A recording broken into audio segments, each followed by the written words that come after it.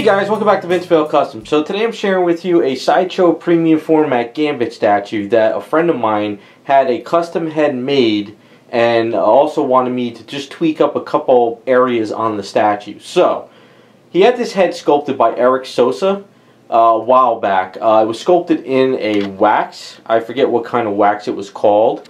And then when he got it, he wanted the hair changed up a little bit different, or a different style hair. So, and also he wanted something around the chest on the areas changed up as well. So what he did was he gave it to our other friend, Wayne from World of WAYNECRAFT. I'll link his Facebook information in the description. And so with Wayne actually sculpted a different set of hair and actually fixed up the chest stuff. So I wanted to help him out, but I don't really work in wax, so I really couldn't do anything. If it was like a solid resin item or like a sculpty that was baked, I would have been able to go in and do some like Abe's work on it. But since it was wax, I really didn't, you know, have the tools and the experience to mess with it. But other than that, we'll get in a little bit closer. I'll show the painted up heads, because I actually did help him mold and cast them a while back.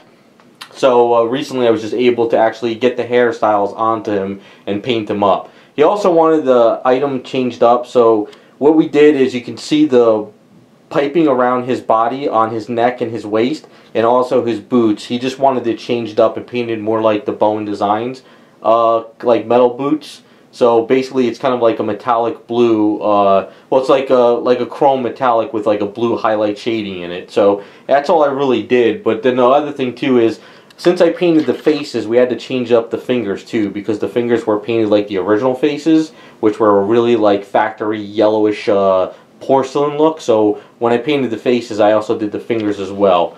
And then to top it off, the cards in his hand were actually broken off. He never actually removed the factory wrapping from the cards. So when I went to go paint the fingers the other day, sure enough, the cards were actually, I guess the glue was so old it just deteriorated. So I had to kind of use some epoxy. So we'll get a little bit closer. We'll show the heads. He wanted two different styles on the heads. This one right here is kind of like the one with like the 5 o'clock shadow, as you can kind of see. So he's got the red eyes on him. I did like the 5 o'clock shadow. I didn't want to go too crazy with the 5 o'clock shadow. I've done some paint-ups in the past where it was really heavy. This one I kind of just did really lighter, just to kind of, because the faces on these look like really young Gambit, which I like a lot. It really feels like a young version of a Gambit. It was kind of sculpted over, I forget the specific artwork. He really wanted the art like stylized after something. I'll forget what that was. It was like a famous art. I don't know who drew it. It might have been Jim Lee. I'm not really sure. But so we'll pop off this head.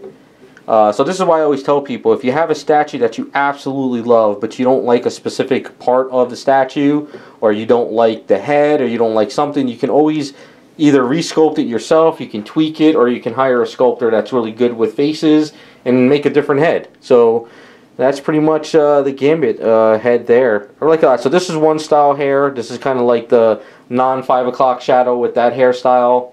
One of the things too about the hand, which was sadly I couldn't do anything about it, is the glue sort of deteriorated between the two fingers, and this broke off.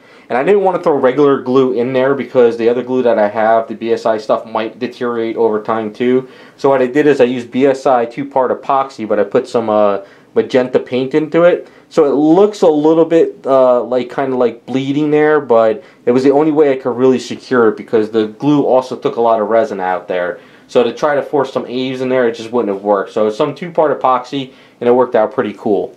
So that's kind of where we're at with the Gambit. You know, simple fixes. So, you know, this piping here, and then also down here with the boots, you can see it's just different metallic. All I did was paint, I think it's the Duplicolor Clear Primer.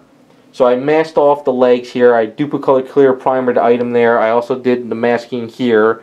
And then after that, I just did my metallic paint with the blue highlights on it, and then I gloss coated it with some card paint of Duplicolor. So that's pretty much a simple change. It kind of changes up the statue a lot with the paint, but also now he has different type of head. I really like it, man. It really, really looks cool. It's almost like, you know, this really young looking Gambit. It feels like that Jim Lee like style artwork. So they did a really good job. So between Sosa sculpting the face and Wayne doing the hairstyles, it came out pretty cool. So he's got two different styles now, as you can see.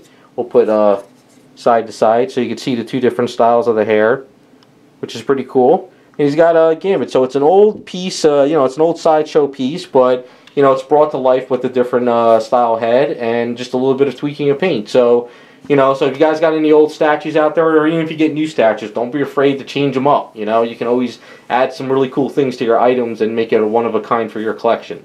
So that's pretty much a short video, just simple changes. Really not much to it. So thanks for watching, and we'll be back with some more videos.